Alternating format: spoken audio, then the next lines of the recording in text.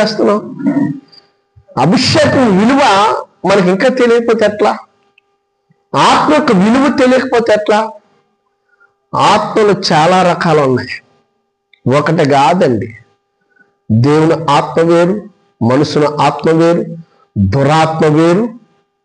అర్థమైందండి? దుఃఖపరిచే ఆత్మ వేరు, తెలుసా? ప్రేరేపించే ఆత్మ వేరు, వ్యాధులపరిచే ఆత్మ వేరు, గాయపరిచే ఆత్మ వేరు. రకరకాల ఆత్మలు ఉన్న ఇంచుమించుగా దేవుని ఆత్మల వేరు. ఆ వేరైన ఆత్మలు ఇంచుమించుగా 43 అయితే దుష్టాత్మలు 37. దేవునికి స్తోత్రం. నా దగ్గర మీకు లిస్ట్ ఇస్తాను, చిన్న పుస్తకంలో రాశాను. దేవునికి స్తోత్రం. ఇవి చేయడానికి ఒక జాన్ వెస్లీ గారు పాత నిబంధనలో దేవుని ఆత్మ గురించి ఎక్కడా లేదన్నాడు. అనగానే పాత నిబంధనలు బైబిల్ చదవలేదేమో ఆయన అని చెప్పి మొత్తం ఆయనకు ఒక లిస్ట్ ఇచ్చా. పాత నిబంధనలో ఇంచుమించుగా 43 సార్లు రాయబడి ఉందని చెప్పి. దేవునికి స్తోత్రం. హల్లెలూయా. దేవుని ఆత్మ లేకపోతే మనం లేవండి. ఆత్మ లేదన్నావంటే నువ్వు క్రీస్తువాడవు కాదు. దేవుని ఆత్మ లేకపోతే నువ్వు క్రీస్తువాడివే కాదు. రోమీయులకు రాసిన పత్రికలో చెప్తున్న 8వ అధ్యాయం, ఆయన ఆత్మ లేనివాడు ఆయన వాడు కాదు. నేను చెప్పే మాట కాదండి. దేవునికి స్తోత్రం కలుగును. క్రీస్తు ఆత్మ నీలో లేదంటే నువ్వు వట్టివాడివి, లోక సంబంధమే, శరీర సంబంధమే, దుష్టుల సంబంధమే. దేవుని నామం బట్టి రక్షణ పొందిన దేవుని ఆత్మ ఒప్పుకున్న వాడికి పరలోక రాజ్యము లేదు. ఎందరైతే దేవుని ఆత్మతో నడిపింపబడదు వారందరూ దేవుని కుమారులు అనబడుదురు, వారు పరలోకానికి వారసులు అవుదురు. ఒప్పుకొని తీరాలి. నాకు తల్లి ఒక ప్రశ్న వేసింది, అయ్యా నేను చాలా భారంతో ప్రార్థన చేశాను, చాలా భక్తి చేస్తుంది, ప్రార్థన చేస్తుంది నా సహోదరి, తను ఎందుకు అలాంటి పరిస్థితులు కలిగింది? ఒక సేవకుడి దగ్గరకు ఒక ప్రశ్న వచ్చినప్పుడు అది చాలా చిక్కుముడితో ప్రశ్న. మీకు తెలియదు సేవకుడికి కలిగిన బాధలు ఎలా ఉంటాయో మీకు తెలియదు. నేను చెప్పినా మీకు అర్థం కాదు. అందుకనే మీకు కొన్ని వీడియోస్ పెట్టాను. మన జీసస్ ఫెలోషిప్ లో మీరు చూడట్లేదు, నేను చూస్తున్నాను, ఎవరో చూస్తుంటారు, నాకు తెలుస్తుంది. చూసేవాళ్ళు ఎవరో చూడలేదు ఎవరు. సేవకుడికి కలిగిన భారము లేదా సేవకుడికి కలిగిన పరిస్థితులు ఎలా ఉంటాయి? చాలా కష్టతరంగా ఉంటాయి. అడిగినప్పుడు ఏం చెప్పాలి? మంచి చెప్తే నవ్వుతూ సంతోషిస్తూ ఆనందిస్తూ మళ్ళీ సభాస్ మంచి పాస్టర్ గారు అంట. అది చెడైతే మన మీద పడ్డ నిందలు యాలలు అన్ని కాదండి.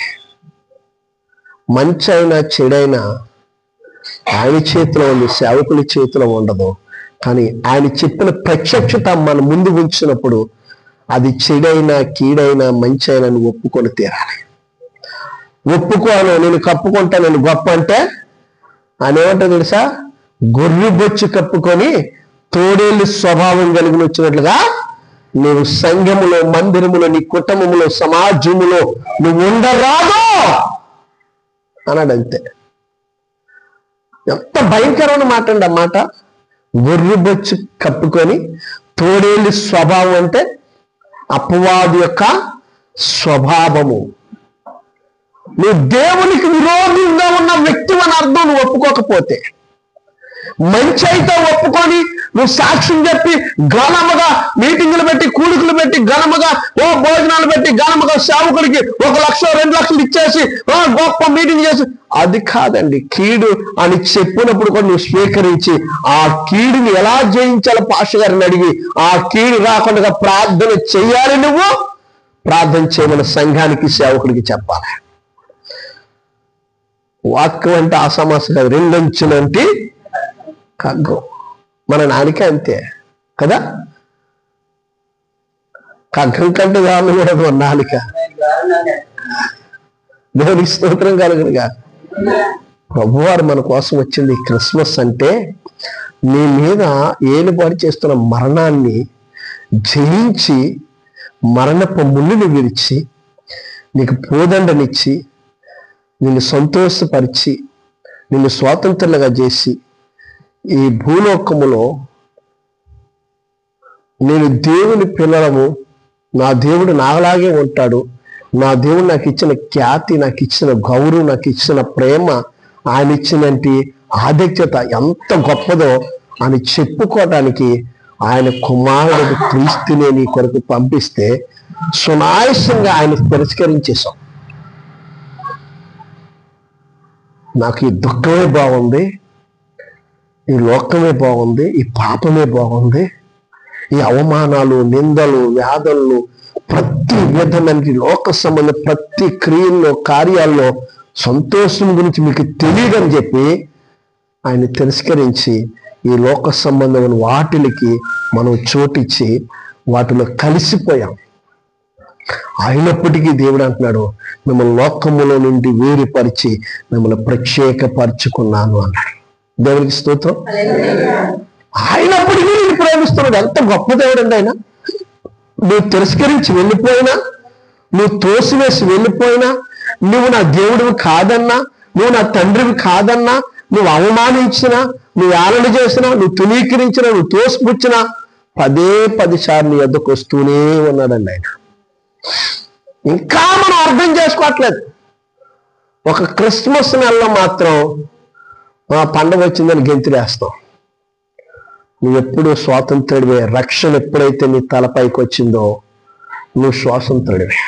దేవునికి స్తోత్రం. నువ్వు స్వాతంత్రుడివే. రక్షణ నీకు వచ్చింది. కారణం ఏంటి తెలుసా? పాపం నీ మీద ఏలుబడి చేయదు, మరణం ఏలుబడి చేయదు. నిన్ను ఏలడానికి వచ్చిన క్రీస్తు నీ మీద ఏలుబడి చేస్తాడు. ఇంకా పాపానికి నీకు చోట్లేదు, పాపానికి చోట్లేదు, మరణానికి చోట్లేదు. మరి ఏంటి పాస్టర్ గారు, బాగుంది సరే, మీరు చెప్పిందంతా రైటే, మరి రోగాలు ఎందుకు వస్తున్నాయి, ఈ జబ్బులు ఎందుకు వస్తున్నాయి, ఈ పరిస్థితులు ఎందుకు మనకంటే, మనము మీకు అర్థమయ్యే రీతిలో ఒక మార్చి మేము ముగించేస్తారు. బాల్య దశ ఒకటి ఉంటుంది, తెలుసు కదా బాల్య దశ. 3 ఏళ్ళ బాలుడిగా సమూయేలు, దేవుడు సమూయేలుతో మాట్లాడాడు.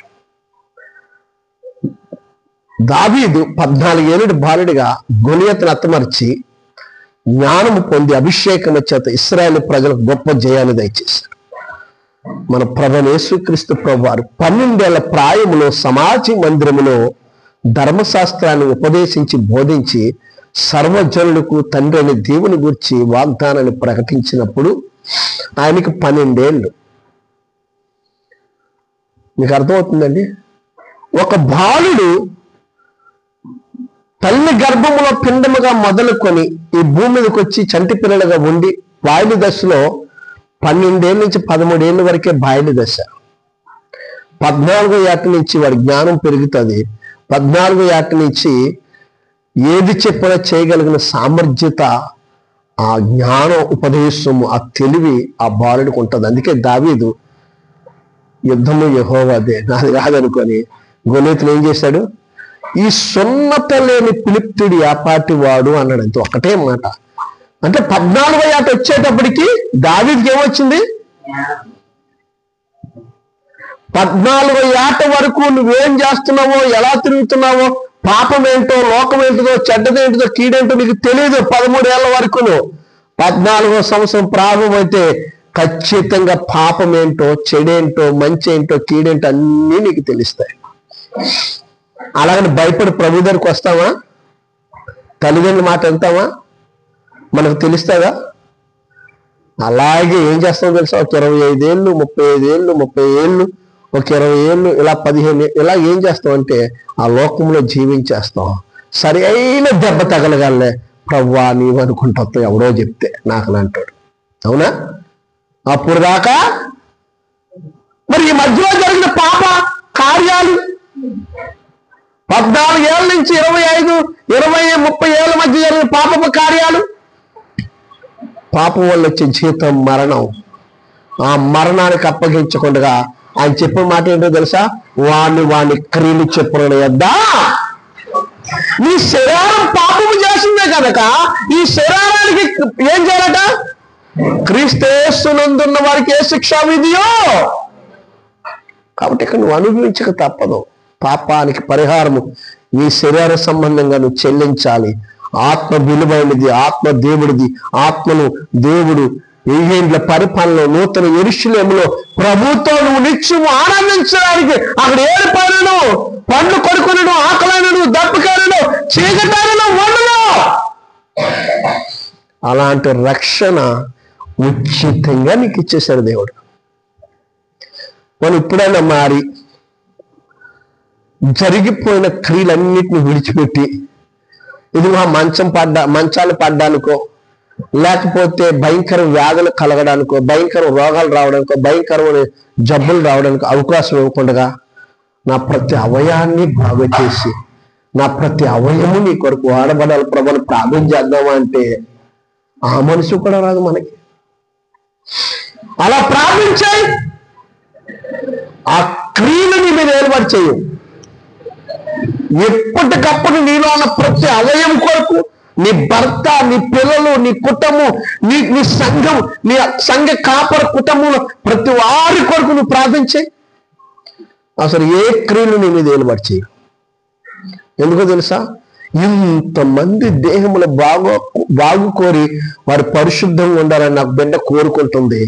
కాబట్టి నా బిడ్డని కూడా ముందుగా ఆ క్రియ ఫలము నీకు అందకుండగా, ఆ పొందుకోకుండా ఆత్మ ఫలములు పొందుకొని భూసంబంధమైన ప్రతి శ్రేష్టమైన ఫలాన్ని మీకు ఇచ్చి మనల్ని ఆశీర్వదిస్తారు.